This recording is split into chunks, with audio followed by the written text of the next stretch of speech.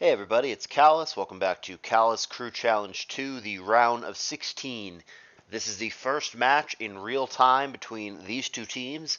It is the IDM family. Blunder, Solwyn being probably the biggest highlight, though Blunder was a finalist last year and is a huge YouTuber. And CTC, strong squad without a doubt. On the other end, we have the Discord name changers. That is Haru, the legendary and enigmatic Osgood, and Watashi, replacing Lakis Klein after a bit of an incident last round. So this is the DPP set between these teams. Like I said, the first set, so not a direct elimination match. And it's going to be between Haru on the bottom on whatever this alt is, and Blunder on the top. Here's game one in their DPP best of three. Like I said, Haru's bottom side, Blunder's on the top. Arrow and Loom lead. Gotta prompt an immediate taunt, and yeah, she'll oblige. There's a seed bomb.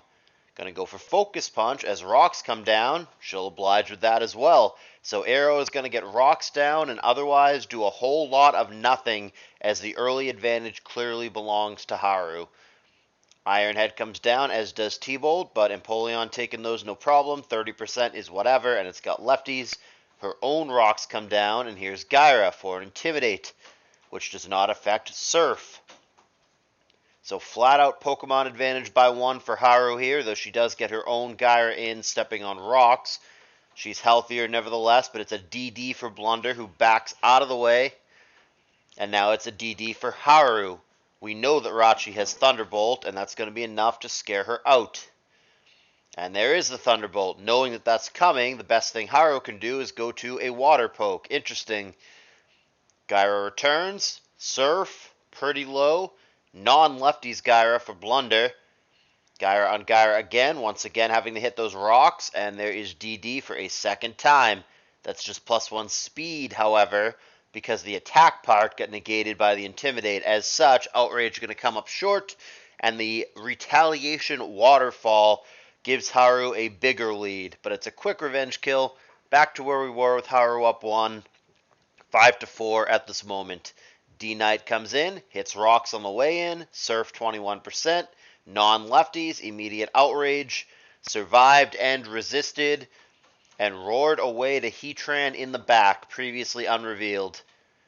And that's going to even us up at 4 a pop as it clicks Earth Power. Lati going for T-Wave, going to connect. Overheat there, about a third, and then of course the sharp drop. Out of the way we go. Here's T-Tar, and that's also going to get T-Waved, and it does not have a Lum to remove it. No Pursuit on the way out. Dragon Dance, despite paralysis, is a curious play for Blunder. And it's going to be Seed Bomb rather than a fighting attack, but no punishment for doing that because full para kicks in for Blunder at a bad time. Little DD spam going on Blunder's end. Haru is up a poke yet again, though. And there's Jirachi doing what Jirachi does in this gen. Ironhead with the flinch, 60-40, a little better than a coin flip. Gets the flinch. Loom doesn't move. Even game yet again. Now we've got Rachi on Rachi. And it's more Ironhead nonsense. One gets a flinch, one doesn't. T-Wave comes down, won't be flinching anything anytime soon when you are slower than the opponent via paralysis. Thunderbolt does not even pop the sub that Haru makes, and doesn't get a chance to do so on this turn either, as we've got Paraflinch going. In this case, a flinch, and on the next turn, a flinch as well. Heatran back in. Fire Punch, that's not where you want to be. That's going to prompt Flash Fire and make the Heatran hit that much harder, but from the safety of behind the sub, Haru, of course, is going to fish for Paraflinch until the sub gets popped, which it does here. And now Lati comes in, hoping to come in on Earth Power. Blunder not able to predict that. Had he clicked Overheat, the Lati would be dead. Instead, it's going to be an exchange via Trick, Scarf, and Sash. Sure. So Heatran now stuck on Overheat. And it's going to be irrelevant because Mamo going to take him out. Leaves us in a 2-on-2. Paralyzed Rachi going in here. Going to try to survive the Earthquake with Shuka Berry. Does not. And now Dragonite, one Ice Shard away from its death. And indeed, Ice Shard is there, as it basically always is. Blunder is going to drop game 1 to Haru. And I don't have too much more to say about it. Close one, but Haru felt one step or half a step ahead throughout the game. Never really gave up that lead. Manages to close it out. Here's game 2. Before we begin game 2, reminder, please join the Discord server. Like and subscribe if you've been enjoying the tournament. But the biggest thing that I need to remind you guys of is donations. If you've been watching the videos, I don't need to give you the whole spiel. Basically, bottom line, we're trying to get to $900 for this tour to give $300 each to the members of the winning team. Right now, we're a little short. We've got 700 something. So if you're able to contribute, please consider joining the Discord server. Please consider donating. Any amount helps. $5, $10, whatever. It builds up the pool. Love to hit that $900 goal so we can all be happy. Appreciate it. Here is game 2. Switch those sides for continuity. Haru on the bottom, Blunder on the top. Lots and lots of Loom. 3 out of the 4 leads in the just 2 games of this series have been Loom. And Haru is either faster or wins the speed tie and puts the other Loom to sleep. They probably both went for Spore on that opening turn.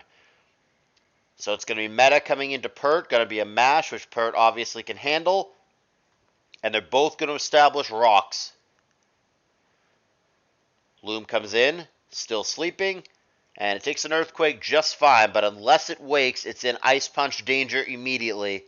And he probably does try to go for Seed Bomb there, which would have rocked the Swampert's world, but it didn't wake, and in fact, Ice Punch takes it out. So Haru now with the 6-5 advantage. Blunder bringing the DD Gyra yet again, and is going to be immediately caught off guard by something I've never seen before, Thunder Punch Breloom. That is, I mean, it's physical in this gen, I know that much, but I've personally never seen that. I don't know how common that is. I think Breloom in this gen has a hard time fitting it. You've got Spore, you've got Seed Bomb, you get Superpower, Focus Punch, sometimes it has Stun Spore. It's hard to, I don't know where you fit Thunder Punch, but obviously in this game, yeah, that was, man, I think it took me longer to tell you guys about donations than it took for this game to conclude. It's going to be just 12 turns when Blunder concedes. This one a one-sided beatdown. Haru doesn't even show half her team. It's going to be a match victory for Haru, taking the DPP match against Blunder and leaving us to a GSC match. That's going to be, I think, the next thing I narrate on this channel if you want to check that out. And then, depending on the result of that, there may or may not be an Oros match to decide the whole thing. But let's move along to the GSC match, which is going to be a separate video. And that's going to be between Osgood and Soulwind. Real doozy there. 2 legendary players right there. But in the meantime, this video is over. So like I said, thumbs up if you enjoyed it. Appreciate you watching. Rather quick one here. And I will see you guys in the next video.